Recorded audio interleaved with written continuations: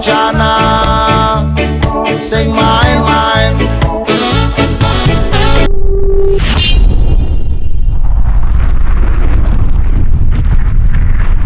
Halo, selamat datang di Tiba-Tiba Podcast episode kedua.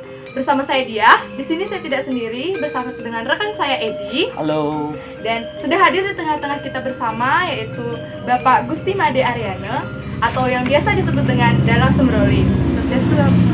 Swastiastu. Di sini kita akan membahas mengenai implementasi dari bahasa Kawi dalam seni pedalangan. Untuk itu, bagi teman-teman yang penasaran, ikuti kita terus ya. Baik, Ci. Mungkin lebih jelasnya di sini biar ditahu juga dengan banyak orang, mungkin Aji bisa menyebutkan nama, tanggal lahir dan pendidikan terakhir. Ini untuk itu yang persilakan. Oke, selamat datang adik-adik semua di rumah Sembroli. Perkenalkan, nama saya Gusti Made Aryana. Saya lahir di Singaraja 19 Februari 1982. Profesi saya hari ini menjadi dalang. Kegiatan pokok saya adalah ngewayang atau bergelut di bidang pedalangan tradisi. Jadi senang bertemu adik-adik dan hadir di rumah Sembroli. Sembroli adalah singkatan dari orang yang sembrono sudah kembali gitu. Oh.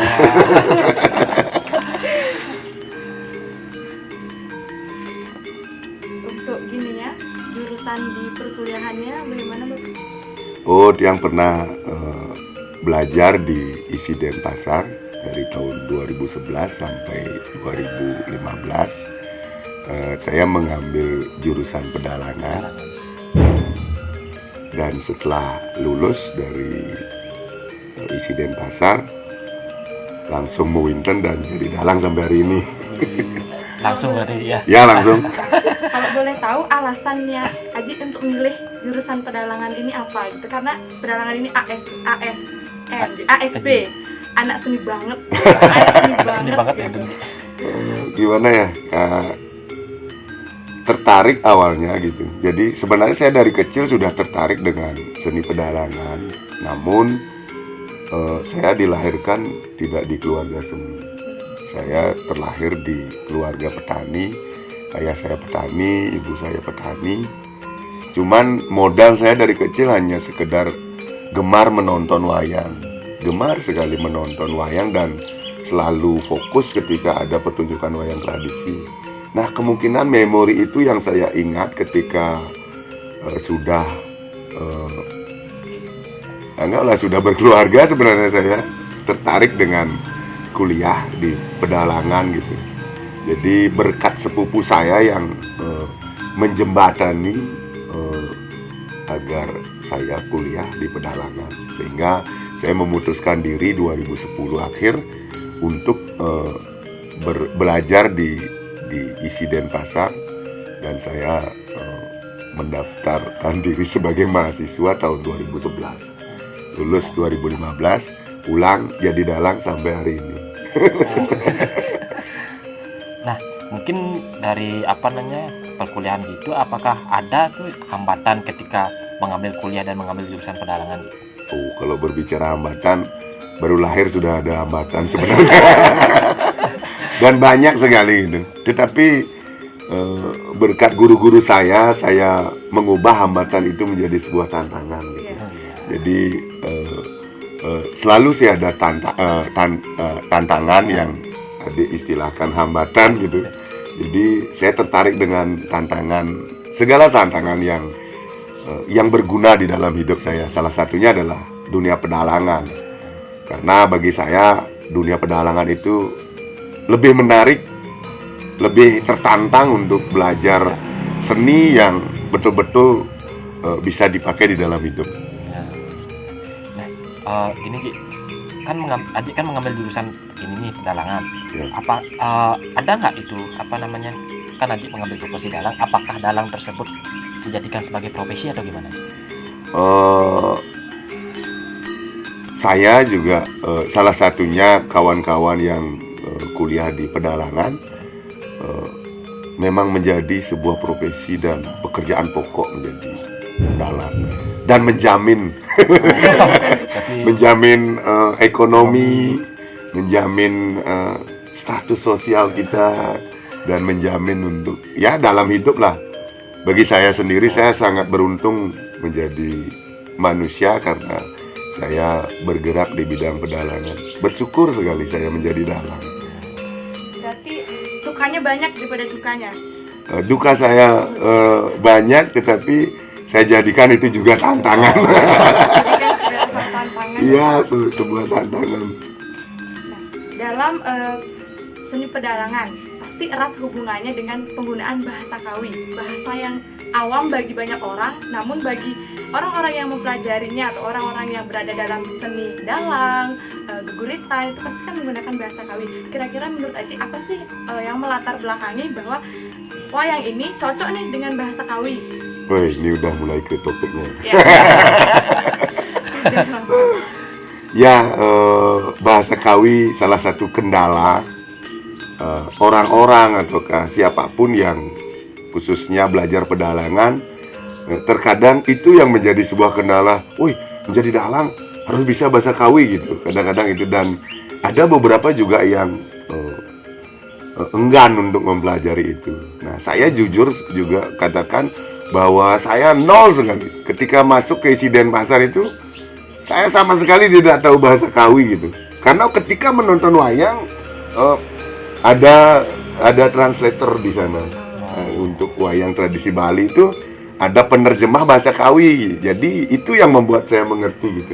Tetapi ketika melakoni menjadi seorang dalang harus bisa berbahasa Kawi. Nah, ada banyak cara, ada banyak tips untuk bisa berbahasa Kawi. Dan cara yang paling saya pahami untuk bisa berbahasa Kawi itu adalah dicintai dulu gitu. Dicintai ya. Harus senang dulu dengan bahasa Kawi gitu. Jadi itu salah satu cara untuk saya sendiri untuk agar lebih mudah dan lebih cepat untuk bisa berbahasa Kawi. Khususnya bahasa Kawi pertunjukan. Cintai apa yang akan kamu pelajari, maka kamu akan jatuh cinta terhadap Ya, itu. mungkin sulit. Ya. Jatuh dan cinta. Jatuh dan cinta. Di balik kesulitan yang kita alami, cintailah apa yang kita dapat dari kesulitan itu. Karena ketika kita sudah sulit tapi kita bersyukur menjalani gitu dengan menanamkan rasa cinta, maka semua hal akan terasa lebih mudah dan menyenangkan gitu. Sependapat. Berarti kesusahan apapun itu dalam mempelajari bahasa Kawi, yang paling poin utamanya cintai. Apapun, tidak hanya mempelajari bahasa Kawi, yang lain pun harus menanamkan cinta ya. Jadi walaupun dia tidak bisa, ketika dia sudah mencintai apa yang dia lakukan, maka hal tersebut akan berhasil ya kan. Gini, jadi kan fenomena saat ini kan jarang sekali itu anak muda yang menyukai atau menonton pertunjukan wayang. Apakah penggunaan bahasa Kawi dalam pementasannya bisa dikaitkan sebagai faktor penyebabnya nih? Karena susahnya atau asumsi bahasa yang digunakan sih? Mungkin ada kayak bahasa yang susah, mungkin anak muda itu bosan jadinya untuk nonton pertunjukan wayang. Sepengetahuan saya, bukan anak muda saja, anak tua pun juga jarang yang memahami bahasa gitu ya. Kawi. Yang saya yang saya ketahui ketika menjalani profesi ini menjadi seorang dalang itu, dari dulu pun sudah jarang yang paham dengan bahasa Kawi. Karena bagi saya bahasa Kawi itu adalah bahasa sastra. Tetapi perbedaan antara orang-orang dulu dan sekarang itu adalah, kalau orang-orang dulu itu menganggap bahasa Kawi itu adalah bahasa keindahan. Jadi walaupun dia tidak mengerti secara harfiah arti kata itu, arti kata yang diucapkan oleh dalang atau oleh tokoh, tetapi dia senang mendengarkan keindahan bahasanya gitu, cara menyampaikan bahasanya. Jadi dia mendapatkan juga asupan untuk dirinya sendiri di pertunjukan gitu. Nah, hari ini sepengetahuan saya bahasa Kawi yang indah itu, yang dilantunkan secara keindahan itu sudah juga menurun gitu, sehingga tidak anak muda saja, orang-orang tua pun juga jarang untuk melirik gitu. Jangankan mencintai, melirik pun sudah jarang. Itu didapatkan ketika saya selalu melakukan pertunjukan wayang gitu. Nah, ketika pada saat yang adegan-adegan yang selalu mendominasi oleh bahasa Kawi, itu fokus penonton itu sudah berbeda. Terkadang kita melakukan pertunjukan, penonton juga melakukan pertunjukan, ngobrol dengan orang lain gitu. Itu realita yang kita hadapi. Nah, terkadang di desa itu masih fokus. Jadi orang-orang yang hidup di desa yang kadang-kadang minim mengkonsumsi pertunjukan-pertunjukan yang ada di sosial media. Jadi orang-orang di desa terkadang mungkin kendala sinyal ataukah status sosialnya masih gaya lama gitu. Jadi pertunjukan wayang itu masih sangat diterima. Jadi ketika saya melakukan pertunjukan wayang di desa, saya harus betul-betul melakukan pertunjukan yang full, memang sesuai pakem, yang berbahasa Kawi baik. Jadi itu masih diterima. Terkadang kalau kita tidak melakukan itu dengan baik, setelah pertunjukan akan ada orang-orang tua yang mengkritisi. Kenapa tidak berbahasa Kawi? Kenapa sedikit sekali berbahasa Kawi? Kenapa hanya formalitas saja? Jadi pengalaman-pengalaman itu saya jadikan sebuah guru untuk melakukan sebuah pertunjukan di kota, di pinggiran kota, di desa itu berbeda-beda. Tergantung di mana tempat kita mementaskan. Jika di desa masih erat kaitannya dengan kental, dengan sebuah pakemnya itu Ya, masih ada. masih Di kota sudah tergiring ya, atau dia memudar karena zaman gitu ya, dan pengaruh budaya modernisasi. dari luar. Mungkin itu. Mungkin kan ada apa namanya seperti contoh translate-nya gitu kan. Semisalnya kan ada apa namanya sosok raksasa gitu, mungkin ada Pundakawan yang akan menjelaskan kembali. Ada berarti ya. Nah, itu selalu ada di pertunjukan wayang. Nah, uniknya juga menjadi dalang adalah itu, bukan hanya sekedar pintar berbahasa Kawi, tetapi bahkan hampir seluruh bahasa dimasukkan bisa itu. Sorsinggeh bahasa untuk Punakawan gitu. Bahkan di bahasa Kawi pun juga banyak yang perlu dipelajari, tetapi tidaklah seprofesional orang yang mendalami sastra Kawi gitu. Tapi di pertunjukan wayang khususnya kita banyak sekali mendapatkan pembelajaran tentang bahasa Kawi, bahkan bahasa Bali, sorsinggeh bahasa gitu. Jadi di pertunjukan wayang salah satunya adalah pelestarian itu, pelestarian untuk bahasa Kawi, salah satunya. Nah, mungkin apa namanya ada contoh implementasi atau penyampaian bahasa Kawi itu yang mungkin bisa digunakan dengan properti wayang gitu. Coba yang minta salah berapa 3 3 kata aja lah gitu. Ini yang bahwa 2 tokoh wayang yang sudah tidak asing lagi. Ini Arjuna, ini Bima kakaknya, dan ini sebagai Google Translate. Ini adalah Punakawan yang disebut Tualen atau Malen. Tualen lah yang mentranslate bahasa Kawi. Selain dia sebagai abdi, fungsinya adalah menerjemahkan bahasa Kawi ke bahasa Bali. Tantangannya juga orang Bali pun jarang yang tahu berbahasa Bali gitu. Sehingga Tualen harus belajar berbahasa Bali gaul. Menurut saya bahasa Bali gaul sekarang itu sudah tercampur dengan bahasa Indonesia, bahasa Inggris gitu. Pengecasannya aja gitu, padahal itu bahasa Inggris. Mungkin saya contohkan ya. Nah, kalau di wayang Bima itu tidak selalu memakai tata bahasa yang bagus gitu. Jadi kenapa dia demikian? Karena ini adalah salah satu tokoh idola saya. Orang yang jujur akan berbicara apa adanya. Jadi dia tidak perlu tata bahasa. Jadi apa yang ada di dalam hatinya, apa yang ada di dalam dirinya, dia keluarkan seperti itu gitu. Ya, kalau dia senang, dia bilang senang. Kalau dia tidak senang, dia bilang tidak senang. Berbeda dengan tokoh Arjuna, karena dia dikarakterkan orang yang ganteng, pintar, bagus, gitu. Ya, dia harus pintar berbahasa, harus halus, gitu. Mungkin sebuah contoh. Randan, sedanan jayu puh gitu. Ayo kue riojar. Apan? Yaya mangki biprayi lumampah ikanang wane salu. Angamet kemang wijaya kusumasari mesanilate.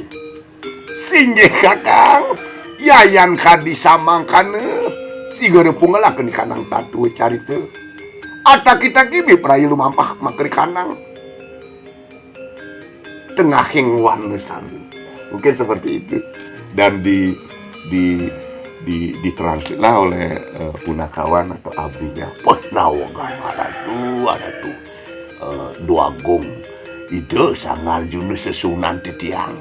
Kadi bebawa sideirake itu sang bimusine sampunang sampun make ngeraos. Sampunang sampun make ngeraos ada tuh duaning kepenikayang oleh hideirake itu sampun abundar mupusumber. Mang delunge mereka ke tengah yang alas jagi pajang adalah kembang wijaya kusuma sari mesandilate durusang metagi-tagi ratu singgih paricara yayan kadi sama kade sigera pungelakeun di kandang tatu carita inggih ratu jangelang rauh iriki mamuet nalendere maju ring tapuan dah jalan dah betaki-taki ringang itu duagung sareng sabis jalan manen kono nu di tengah gedogi manen.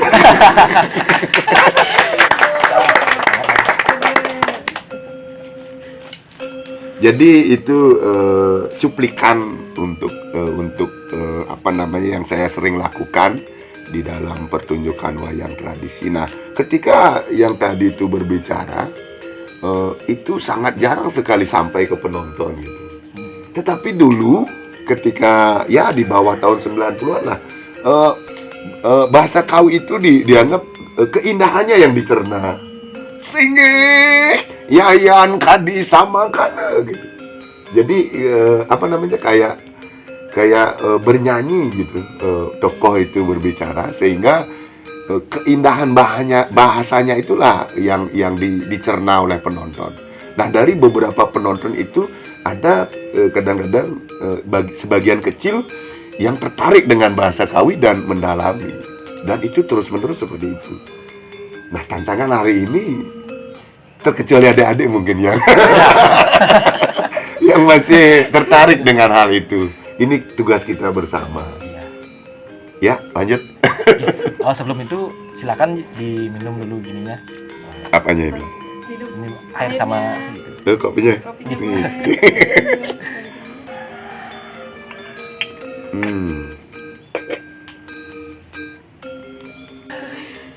Tahu nggak solusinya? Ketika yang diucapkan itu sudah menarik, ini tidak menjadi bahan apa-apa. Orang yang menonton itu pasti fokus tidak akan. Contoh video-video viral itu sebenarnya pengambilannya tidak bagus, tempatnya tidak bagus, tetapi materinya lah yang difokuskan untuk dilihat, dicerna gitu. Itu salah satu cara sebenarnya. Terkadang kita sibuk dengan properti atau hal yang tidak penting. Jadi kita lupa dengan hal poin yang kita harus sampaikan gitu. Jadi apa? Duduk gini aja apa juga. Dikira lengser ada.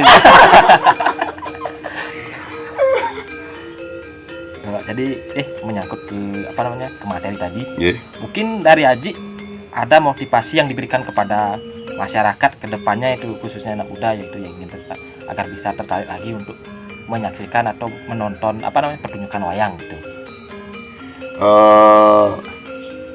Itu juga pertanyaan yang sering terlontarkan dari siapapun gitu. Jadi itu tantangan saya menjadi seorang dalang, untuk mengajak anak muda itu. Sudah berbagai cara pemerintah, instansi-instansi terkait terhadap kegiatan ini, budayawan sudah dari dulu sekali sudah mengumandangkan hal seperti itu agar lestari, agar terus bertahan gitu. Jadi menurut saya lebih baik saya yang berprofesi sebagai dalang bisa beradaptasi dengan kondisi hari ini. Jadi bagaimana caranya agar bahasa Kawi itu tetap bisa dilakukan di pertunjukan, apalagi ada orang yang tertarik. Kedua, ini agar terus menerus lestari, terregenerasi gitu. Nah bagi saya, sayalah yang harus berubah, sayalah yang harus beradaptasi terhadap hari ini dengan berbagai cara yang tidak merusak, yang tidak mengabaikan segala sesuatu yang sudah diwariskan dari leluhur kita gitu. Jadi ini tantangan saya untuk menjadi seorang dalang agar satu, bahasa Kawi tetap juga lestari, lebih-lebih bisa dipahami di masyarakat, bisa disebarluaskan. Kedua, pertunjukan wayang pun juga masih tetap lestari. Nah, kalau selama saya melakukan kegiatan ini sudah dari 2015, sekitar 7 tahun yang lalu, dan astungkare sampai hari ini saya masih tetap melakukan pentas sekurang-kurangnya 10-15 kali dalam sebulan. Bagi saya itu adalah sebuah hal yang cukup dan itu bagus untuk saya. Saya bisa mendapatkan rezeki dari kegiatan itu. Saya bisa bersenang-senang melakukan kegiatan itu. Saya bisa juga menyebarluaskan sesuatu yang sudah diwarisi dari leluhur saya gitu. Jadi itu salah satu yang saya lakukan hampir setiap hari, melakukan pertunjukan wayang. Tanpa sadar saya juga tetap melestarikan bahasa Kawi, bahasa sastra, ajaran-ajaran agama, ajaran-ajaran etika, kesenian, dan lain hal, dan semuanya yang berkaitan dengan pedalangan. Jadi selain sebagai bentuk pelestarian seni, ada sisi positifnya, yaitu mendapatkan pundi-pundi rupiah. Wah, itu. Pundi-pundi rupiah. Jadi tidak hanya sebagai upaya melestarikan, tapi dompet pun terisi. Ya. Jadi seimbang ya. Ya, kita tidak boleh munafik. Uang itu penting. Uang itu penting untuk hidup hari ini. Memang sih segalanya bukan tidak bisa diselesaikan dengan uang, tetapi banyak masalah diselesaikan dengan uang. Uang adalah segala-galanya. Dari bahasa Kawi ke uang ya. Punya pertanyaan satu, Ji. Kalau boleh enggak dari sih. Kalau seni pedalangan tuh kan masuknya ke vokal. Ya. Harus mengubah vokal satu. Seumpama tadi Bima sama Arjuna tuh beda vokalnya. Gimana tips agar itu bisa tercapai, Ji? Itu modal dasar menjadi seorang dalang itu adalah vokal. Modal dasar menjadi seorang dalang itu adalah vokal, mempunyai suara. Bukan bagus, khas saja sebenarnya. Nah, melatihnya ada berbagai cara. Kalau saya dapatkan di kampus itu standar suara kita di mana gitu. Nah, sesuaikanlah dengan gamelan gender itu. Nah, kalau kita bisa yang paling rendah dan yang paling tinggi itu masuk, itu dibagi saja. Mungkin yang paling rendah agar untuk toko-toko raksasa, nah itu dipakai yang paling rendah. Untuk toko yang kecil dipakai yang paling tinggi. Dan beberapa nada ini, mungkin 5 nada ini aja dibagi saja sudah bisa. Kita tidak harus seperti orang lain gitu. Kita bisa membedakan ini saja sudah sebenarnya modal itu ya. Kalau yang saya dapatkan ketika kuliah di ISI Denpasar itu membagi yang paling dasar adalah membagi 4 suara. Ada suara mulut, ada suara hidung, ada suara dada, dan suara perut gitu. Jadi suara hidung itu untuk tokoh punakawan yang paling tinggi suaranya, mungkin merdah gitu. Merdah. Mungkin kalau suara mulut atau suara bibir itu untuk sangut. Kalau suara dada yang tegas itu untuk delem. Suara perut yang paling rendah untuk tualen gitu. Ada juga cara lain mungkin menyebutkan kunyit, gitu. Ya, ada mungkin dengan suara dada jai gitu untuk suara yang kuat lah, yang tegas. Atau untuk suara perut yang seperti tualen mungkin agak paling rendah, gabungan, dan itu dilatih setiap hari, pasti akan bisa gitu. Ada juga guru saya berbeda caranya, dia harus mengetahui karakter yang ada di dalamnya gitu, karakter tokoh itu. Karena guru saya itu sudah tua, jadi dia tidak bisa berbicara kencang, berbicara kuat gitu. Tetapi dia menokohkan tokoh yang licik, tokoh yang keras, tidak dengan suara tetapi dengan penekanan kata-kata gitu. Contoh Delem, dia tidak bisa sangut, tabrak sangut, tidak bisa karena sudah tua. Tetapi dia berdialog sebagai tokoh Delem itu yang menusuk kuping gitu. Mun beli ya, mun bahaja ke makan minum sing temen, tapi ya aja ke memaling, ya aja ke nyopet nomor 1 gitu. Jadi mungkin bisa di rumah seperti itu. Padahal dia tidak bersuara kencang. Ada berbagai cara gitu. Apalagi? Gini ya, kan Aji punya komunitas Ya. Doli. Orang-orang yang tergabung dalam komunitas itu apa orangnya emang sudah mahir atau boleh kita belajar nih dari awal, dari nggak bisa jadi bisa? Komunitas saya unik sekali, bukan komunitas dalang, bukan komunitas seni saja gitu. Jadi saya sebut komunitas ini adalah komunitas Sembroli. Orang yang sembrono sudah kembali gitu. Sembrono itu bukan berarti buruk gitu. Jadi lebih ke pencarian jati diri gitu. Jadi sudah orang-orang yang sudah dengan kehidupan yang begitu kejamnya, begitu buruknya kehidupan ini, ingin belajar ke arah yang lebih baik, dia pasti senang di sini gitu. Jadi komunitas saya ini di berbagai kalangan. Ada yang suka elektro, ada yang suka hukum, ada yang suka menggamel, suka menari, dan bahkan dalang pun banyak juga saya kenal. Di Buleleng saya banyak mengenal dalang gitu. Jadi karena saya lebih cenderung untuk berkolaborasi daripada berkompetisi gitu. Jadi guru-guru saya mengatakan bahwa hidup ini adalah harus berkolaborasi, tidak berkompetisi. Jadi untuk menyelesaikan segala sesuatu di dalam hidup itu harus berkolaborasi, tidak bisa berkompetisi. Jadi hal yang besar dilakukan adalah hal-hal yang berkolaborasi. Nah, saya bangun itu di komunitas ini untuk menjalankan hidup saya sehari-hari.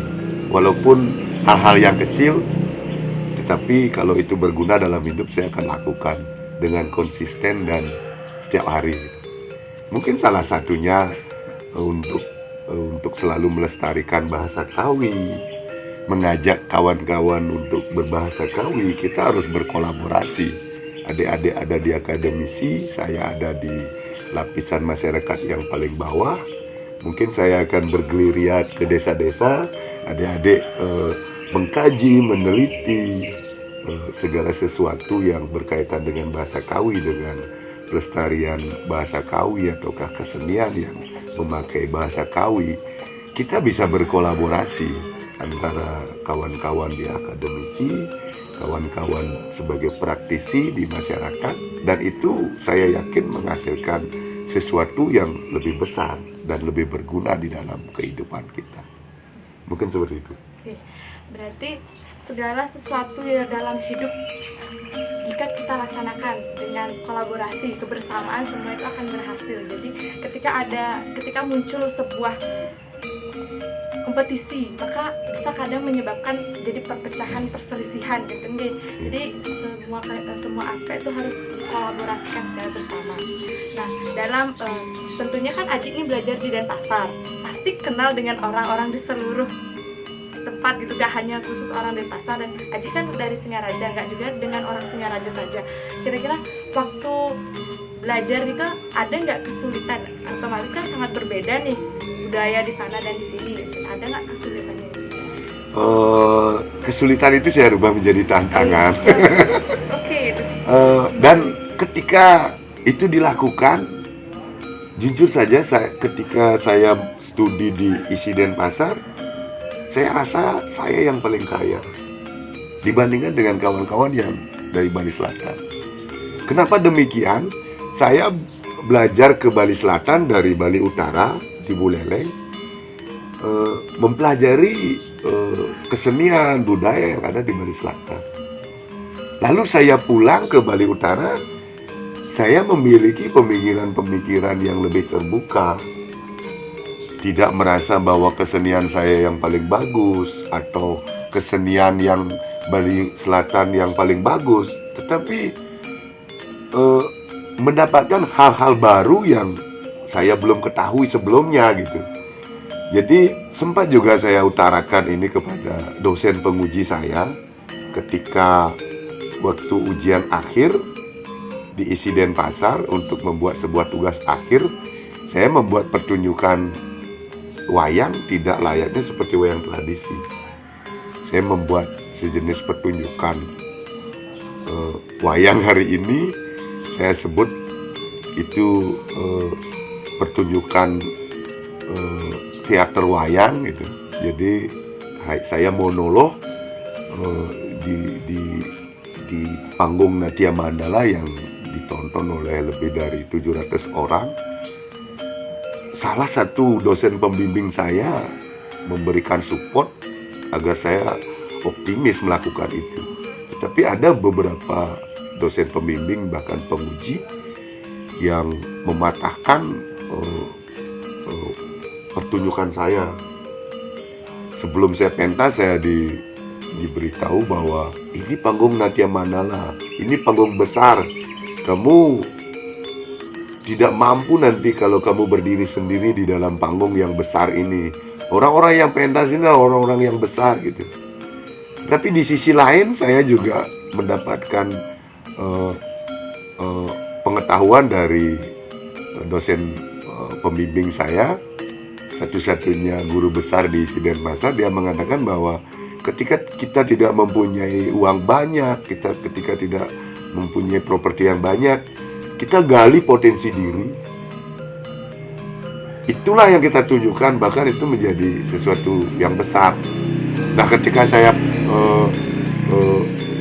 TA, tugas akhir itu, pertunjukan untuk melewati tugas akhir itu, saya monolog memakai boneka gendong, dan itu menjadi hal yang sangat menarik. Tapi ada salah satu penguji mengatakan bahwa saya itu tidak bisa bermain wayang. Di sanalah saya bisa membela diri saya bahwa saya yang paling kaya. Saya tahu, walaupun tidak bagus, saya tahu gaya pewayangan Gianyar, saya tahu gaya pewayangan Badung. Tetapi kawan-kawan di Gianyar dan di Badung tidak tahu gaya pewayangan Buleleng. Jadi saya belajar ke Bali Selatan, saya membawa wayang Bulelek, tetapi saya mendapatkan wayang Sukawati dan gaya Badung saya pakai di dalam pewayangan di Bali Utara. Itu menjadi hal yang sangat menarik. Itulah yang membuat saya sampai hari ini bisa pentas 10-15 kali, bahkan 20 kali dalam sebulan gitu. Kembali lagi ke kolaborasi Ya. sama teman-teman di sana, dan juga kenalilah potensi yang ada di diri kamu. Ada iklannya nanti kan, Shopee gitu. Cari lanjut. Kan YouTube-nya begitu biasanya dulu. Wow, itu tadi pembahasan kita bersama Aji mengenai bahasa Kawi dan dalam seni pewayangan. Mungkin dari Aji ada pesan-pesan terakhir deh sebelum menutup podcast ini untuk generasi muda saat ini. Ini sebenarnya pesan orang tua saya dulu, dan sampai hari ini saya masih ingat dan saya lakukan. Aji, saya pernah berkata, anggon melajah den hidup ini belakar telah apa buin anggonan ini tidong-tidong. Jadi pesan itu yang saya pakai sampai hari ini. Jadi dipakai belajar saja sudah habis, apalagi dipakai dengan hal-hal yang tidak berguna di dalam hidup gitu. Jadi saya ingin mengajak adik-adik semua untuk belajar, sama-sama belajar yang baik gitu. Belajar yang baik bukan selalu nilainya yang terbaik gitu. Jadi belajar yang baik adalah belajar yang berguna di dalam hidup. Jika memang bahasa Kawi ini penting di dalam hidup, lakukanlah dengan serius. Pasti akan mendapatkan hasil di kemudian hari. Saya yakin sekali itu. Jadi saya tantang adik-adik untuk belajar serius, dan saya selalu siap untuk berkolaborasi dengan siapapun juga, termasuk adik-adik yang masih mengenyam pendidikan. Saya senang sekali adik-adik bisa hadir di Rumah Sembroli untuk berbagi segala sesuatu yang berguna di dalam hidup. Mungkin seperti itu. Baik, untuk teman-teman semua dapat disimpulkan bahwa bahasa Kawi, pewayangan, dan dalang merupakan satu kesatuan yang utuh. Kita sebagai generasi muda diharapkan mampu untuk meneruskan baik dalam seni bahasa dan seni pewayangan ini, agar nantinya tetap lestari dan bisa dinikmati oleh anak cucu kita selanjutnya. Terima kasih telah mendengarkan podcast ini. Terima kasih untuk para narasumber semua, kepada rekan saya semua. Saya mohon maaf jika ada kata-kata yang kurang berkenan di hati teman-teman semua. Terima kasih dan sampai jumpa di Tiba-Tiba Podcast selanjutnya. Bye.